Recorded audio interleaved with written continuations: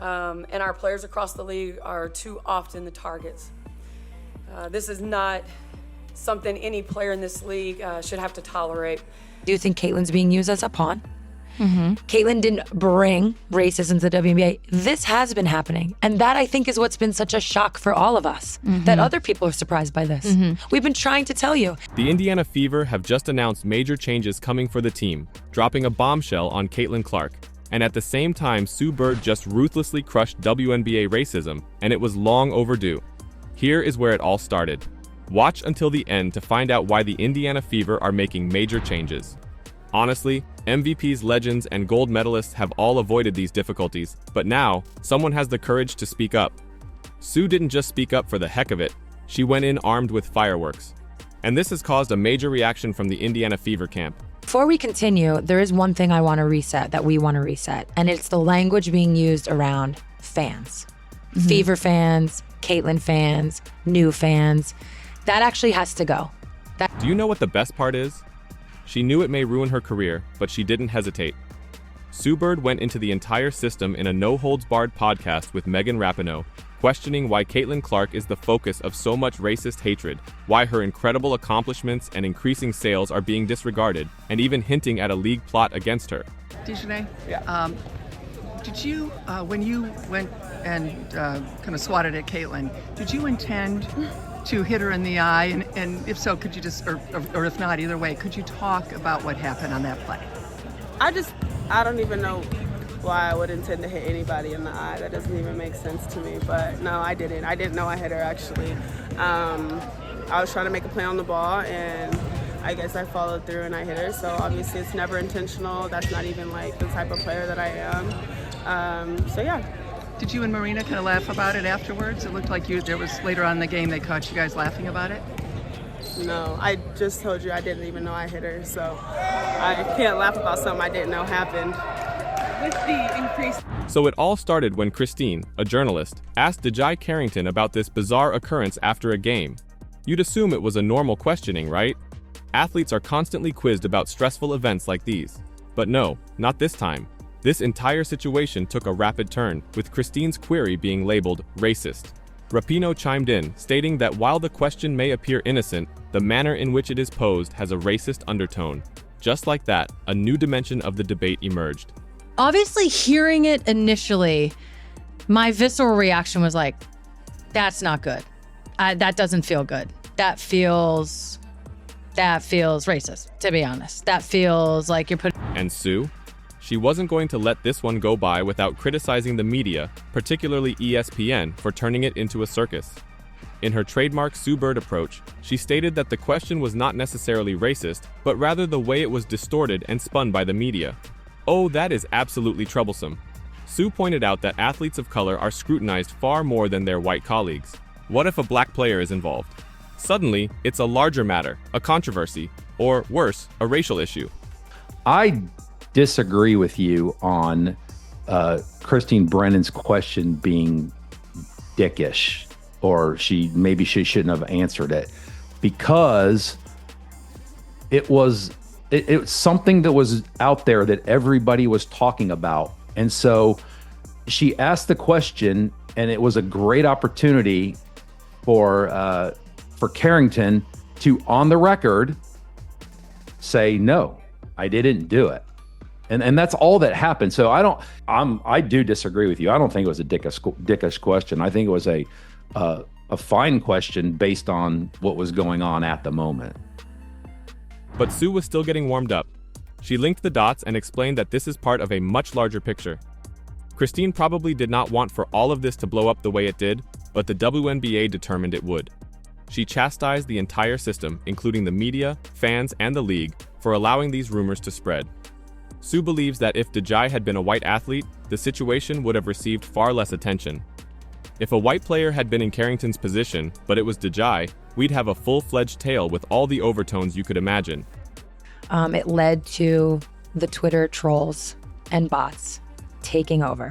And what started there was this narrative of petty, jealous players hating on Caitlin. That's really what happened. That's where it started. that we must just dislike her, that we look at her side-eyed, that we don't want her to come in the WNBA and be successful, that we're hating on her, right? So we're petty and we're jealous. Then she explained how this story began with a statement made by one of the players, Diana Taurasi. Yes, the great herself chose to casually make a statement so loaded that it literally set the WNBA world on fire. We're talking full-blown mayhem. And of course, Sue Bird, our resident voice of reason, had to come in and explain everything, because it's all about the freaking ripple effect those words have. And this time, it impacted harder than anyone expected. And when Sue says things became ugly, she means it. It wasn't simply the normal rivalry bickering anymore. Racial allegations flew, hate speech crept in, and the games were no longer about basketball. Oh great, now we're talking about racism, privilege, and everything else you'd expect to see when supporters become agitated over something other than the game itself. They seem to have forgotten why they had come at all. Not at any point did I think anybody was playing dirty against Caitlin. Not at any point did I think Caitlin was targeted. And I'm gonna stop on that word because what happened was these petty jealousy narratives that got formed. Then, when the season started and people saw people blocking Caitlin's shot or picking her up full court, it then became, oh, they're targeting her. Oh, they're trying to hurt her. Sue Bird didn't hold back as she described how Caitlin had to deal with far more than just elbows and bad language. Oh no, Caitlin was avoiding real blows, and not symbolic ones. Every time she got onto the court, she felt like she needed to brace herself for more than just the opposition team's approach. Players were taking real shots at her, and it was not fair play. Sue made it plain that this was more than just a tough defense. What Caitlin was dealing with went much beyond the usual rough and tumble of a WNBA game. It was personal and unpleasant. Of course, Sue did not ignore the racial aspect of things. She was clear. Caitlin's situation was more than simply her basketball ability. It was about racism, privilege, and how some players of color regarded her success as a representation of something much larger. Why was Caitlin garnering so much attention? Why was she promoted while other players were not? Sue did not hold back. This was no longer just a sporting problem. It was about the greater backdrop of racism in the league and those grievances. They were now taking place in real time on the court, with Caitlin caught in the crossfire. So I think it's really just the fans, her fans, the Iowa fans, now the Indiana fans that are like, they ride for her. And I respect that respectfully, but sometimes it's very disrespectful. I think there's a lot of racism when it comes to it, and I don't believe she stands on it. She also didn't hold back while discussing Angel Reese and Alyssa Thomas. Like, she's been sitting on this tea for far too long. You know these two, Reese, who has been loud and proud since her time at LSU, and Thomas, who has been a pillar for the Connecticut Sun. They are not exactly quiet.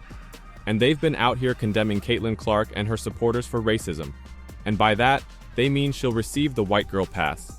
Caitlin, according to them, is receiving special treatment because of the color of her skin, not because of her skills.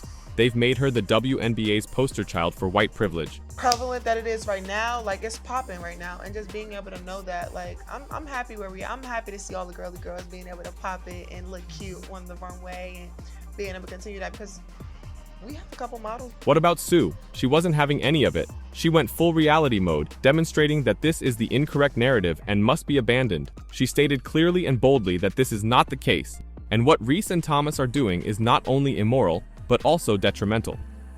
All of what I've said led to this group of people being able to push those racist agendas, which really has been, in my opinion, the cause of all of this. And everybody from this moment on has, not everybody, but a lot of people have been operating under the assumption that these narratives, particularly the targeting narrative, is true. And that has caused... Sue is not denying the existence of racism in the WNBA. She is not blind, but she is highlighting the reality that these claims against Caitlin, yes, they do not hold water. She believes Reese and Thomas are using the racial narrative to hide their own frustrations, and instead of accepting responsibility for their own actions, they are dragging Caitlin into the dirt. Sue didn't sugarcoat anything either. She put it all out. According to her, this is hardly a revolutionary expose on racism in sports. It's more of an excuse. And spoiler warning, Sue isn't here for it. Racism has been impacting the WNBA well before this year. This is not a new for thing. sure. This is, and in that way, I do think Caitlin's being used as a pawn.